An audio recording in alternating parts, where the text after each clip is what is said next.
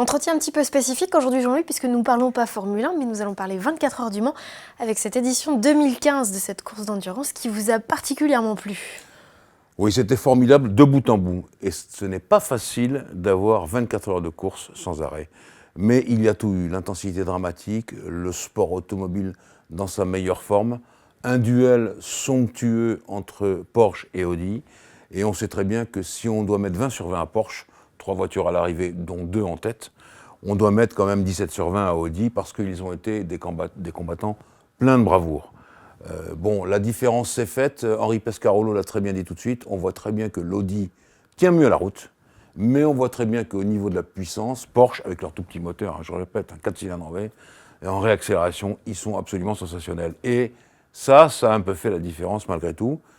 Les problèmes de fiabilité ont été aussi mis à l'écart, Porsche n'en a pas connu, Audi en a connu un tout petit peu, mais dans la solidité, il y a eu une grosse sortie de piste, je crois, de Loïc Duval, et la voiture a tenu le coup, et pourtant il a mis le paquet, mais ce n'était pas de sa faute, Loïc. On a vu après qu'il y avait une Audi qui était très bien placée, la numéro 7, je crois, qui a perdu son capot arrière. Et quand on commence à perdre les capots arrière, ça veut dire que les tenons qui tiennent tout ça ont peut-être un peu plus travaillé, les vibrations étaient peut-être un peu plus fortes.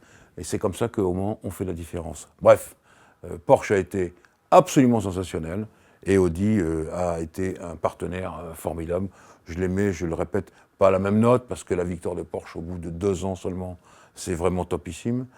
Mais quand même, ça a été vraiment une bagarre extra. Et puis pour le sport et les spectateurs, vraiment formidable de bout en bout. Je reviens juste sur cette victoire de Porsche. Ce sont quand même les outsiders qui ont fini premiers avec un équipage composé de Nico Hülkenberg. Donc c'était la première participation avec un deuxième pilote pareil et un troisième qui n'avait fait que de la GT. C'est un peu incroyable tout ça. Oui, des garçons choisis par Porsche. Alors, puisqu'on parle des pilotes, voilà, je vais en mettre 2 en exergue, parce que je ne peux pas parler des 160 et quelques pilotes. Je vais mettre Nico Hülkenberg, qui vient pour la première fois 24 heures du Mans, qui se plie à tous les ordres, et Dieu sait comment il y en a. On dit les pilotes de Formule 1, ceci, cela, etc. Il a été impeccable, de bout en bout. Et je le mets en exergue parce que la nuit, et ça, il faut quand même être devant sa télé pour le voir, il a fait des relais absolument étourdissants. Étourdissants. Hülkenberg, là, il m'a subjugué.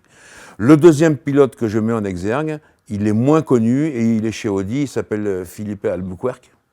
Et alors lui, il a fait des dépassements tellement extraordinaires que j'en ai encore les images dans la tête. Voilà, ça c'est les 2 pilotes que je veux mettre en exergue. Naturellement, il y en a plein d'autres.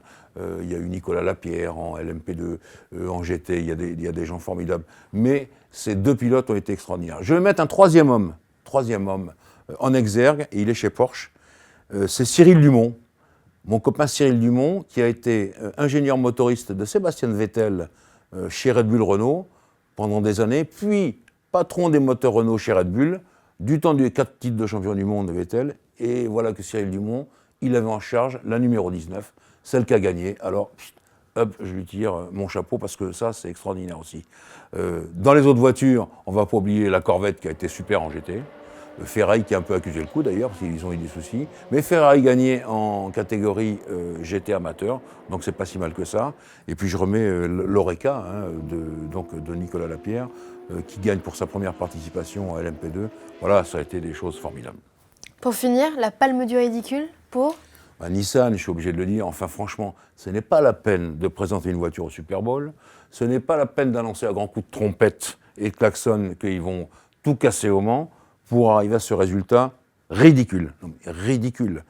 Sur les 5300 km qu'a fait la Porsche de tête, la première Nissan qui est classée, elle est à plus de 2000 km. C'est-à-dire, si je voulais rire au Paris-Dakar, je dirais elle est à 10 jours de marche.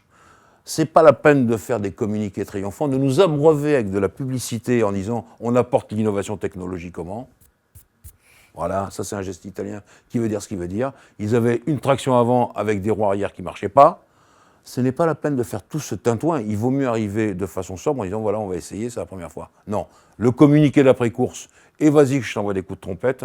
Sincèrement, là il y a quelque chose de décalé. D'ailleurs, dans le groupe Renault-Nissan dirigé par Carlos Ghosn ferait bien de reprendre tout ça et de recadrer tout ce joli monde. Juste une question, Jean-Louis. Porsche, à son retour l'année dernière, avait un peu fanfaronné pareil et n'avait pas gagné. Oui, il n'avait pas gagné, mais il n'était pas loin. Il n'avait pas fait des 24 heures aussi minables et aussi ridicules que Nissan. Et puis Porsche, ils arrivaient avec un passé géant. Tandis que Nissan, le passé zéro. Et donc, il faudrait mieux arriver de façon très humble quand on s'attaque à un monument comme les 24 heures du Mans, qui est et qui sont toujours la plus grande course du monde. Et donc, il vaut mieux laisser tomber les communiqués, je veux dire les fanfaronnades, pour essayer d'être, je le répète, d'agir en toute humilité. Quand le marketing prend le pas sur le sport, on en arrive à ces hiatus.